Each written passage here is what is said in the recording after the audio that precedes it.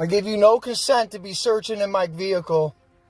Well, she said go ahead and smash the window out, so... Who said that? She did. I don't believe it. Today, we're heading to New York State, where a sovereign citizen is stopped for driving without registration or plates. As expected, he immediately starts running the usual sovereign script, but these state police officers have zero interest in debating pseudo-law on the side of the road. He's given two very simple choices: step out of the vehicle or lose the window. All right, let's get into it. What's your name and badge number? State Police, Ship 1678. Do you have your driver's license on you, sir? I'm not giving you anything. I want to speak to your sergeant, and I want to know why you pulled me over. Because you don't have a registration on the vehicle, sir. Is there a Constitution right? Okay. Okay, nothing. You need to get a hold of a sergeant right now. Okay. Right now. I need your driver's license first. I want to speak to your sergeant immediately. You are violating my constitutional rights right now. You need to get a hold of your sergeant before you make a big mistake, buddy. Let's be clear, the only person making a mistake here is the driver. First, operating a vehicle without plates, and second, relying on internet legal myths for guidance. That combination almost always ends badly. What's your first name, sir? I want to speak to your sergeant, and I'm not saying nothing else. I want to speak to your sergeant because you didn't hear me the first time. Then why aren't you calling your sergeant? I have nothing to say to you. Don't ask me questions. You work for us, buddy. You need to learn it. And I'm going to come after you, believe it. That's not a threat. I mean legally, I'm coming after you. You need to learn your lesson. Legal action against an officer for enforcing the law isn't clever. It's counterproductive. Those lawsuits rarely go anywhere. And right on cue comes the demand for a supervisor not to resolve anything, but to try and intimidate. That move usually backfires. Sir, he's walking over, seatbelt on? Yeah, I just took it off. Stop asking me questions. Okay. You have your license on you. You need to get a hold of your sergeant right now and get him here. I'll be right with you, sir, all right? I give you no consent to be searching in my vehicle.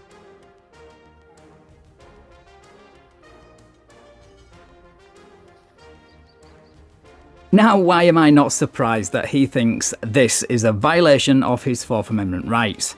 If that was the case, then the act of simply walking down the street admiring cars could get you into a huge lawsuit. Of course, he immediately claims a Fourth Amendment violation. That's a favorite talking point. If simply observing a vehicle without plates were unconstitutional, then every walk down the street would be a lawsuit waiting to happen. This just highlights how misunderstood these laws really are.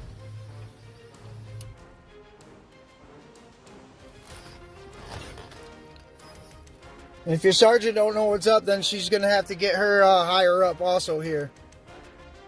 We'll get it figured out when she gets here, okay? Absolutely. I like how he already wants another supervisor before the one he knows even turns up. How he's already asking for another supervisor before the first one even arrives. That usually means this isn't his first encounter, and he already knows how this conversation is going to end.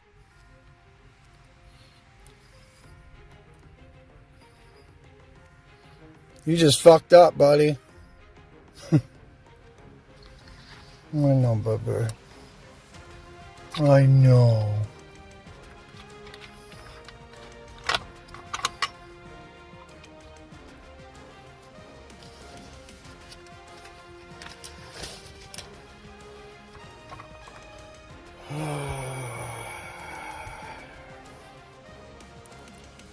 You know, you're the third cop that's pulled me over.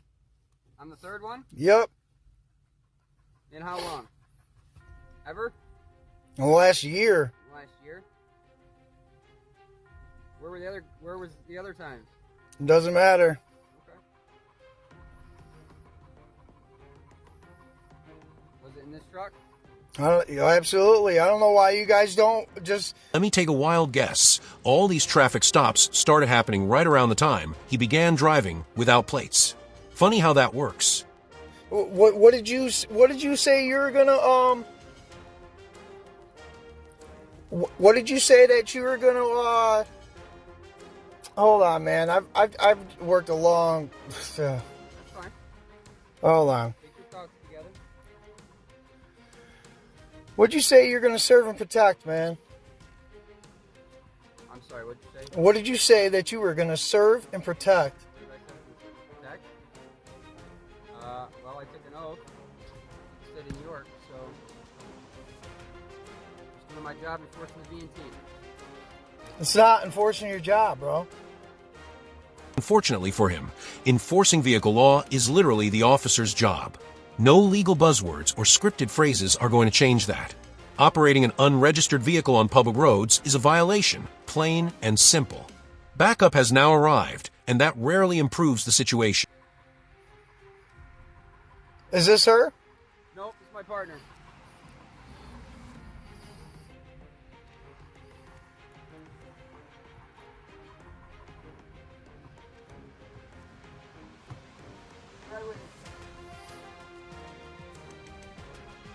There is now another one on the scene.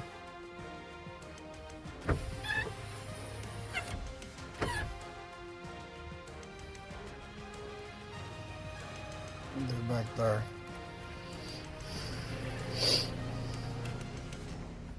He's got his gloves on.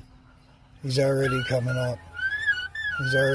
This guy's already coming up all crazy. Look at him. Once the gloves go on, you know this isn't going to turn into a long debate. That window should probably stay down, unless replacing it is part of the plan. And no, a calm greeting from an officer is not harassment. How's it going, man? Trooper Fair State Police, how are you? Good, how are you? You have ID on you, dude? Really, bro? We just went through this with him. I wasn't here, so I didn't hear. Well, you just talked to him. Yeah. You can go back there and talk to him. He'll tell you everything I already answered, buddy. You don't want to provide ID? I didn't say that. Will you provide ID then? You're asking, right? Yes. No. You have to provide it on a vehicle stop, okay? This isn't a vehicle stop. Okay. Are you just traveling? Absolutely. Okay. This is considered house goods at this moment. And I'm not traveling under commerce, which my plate clearly states that, and you guys are violating my constitutional rights. The officer hears the word traveling. The decision is made. You can almost see the confidence disappear when the glass-breaking tool comes out.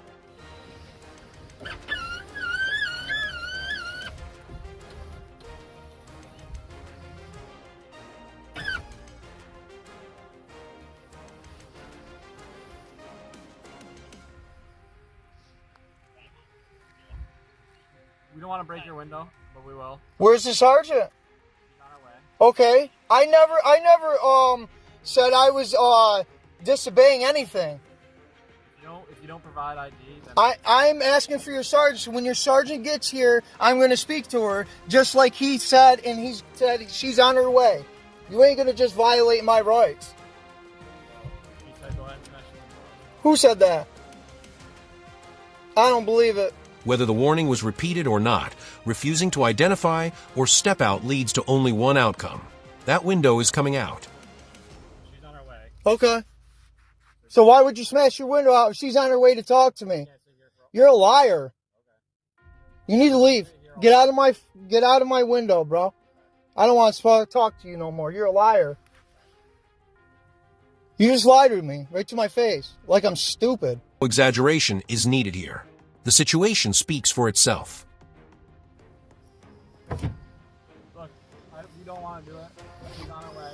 Good. When she gets here, I'm going to speak to her. No, I'm not getting out of nothing. So you could fondle me? No, I'm not getting out of the car. I need to speak to your sergeant. You're not going to just violate my rights. No, I'm not getting out of his car until your sergeant gets here. Exactly. You think I'm stupid? All right. Wait, hold on. You're really going to break it? Yeah, we're not fooling around here. Okay. No problem. Okay. Just like that, confidence turns into panic in a matter of seconds. The warning about losing the window clearly wasn't a bluff. From here, it's safe to say charges followed, because suddenly legal help is needed. Unfortunately, the same online myths that encourage this behavior are nowhere to be found when reality hits.